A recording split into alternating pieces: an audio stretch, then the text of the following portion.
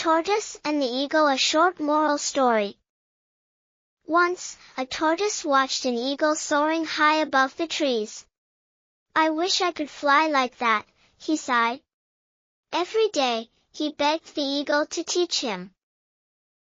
"You are not made to fly," the eagle warned gently. "You belong to the earth."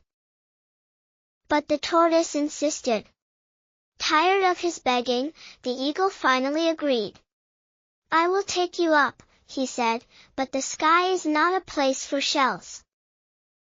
Excited, the tortoise held tightly as the eagle lifted him high into the air. The wind rushed past.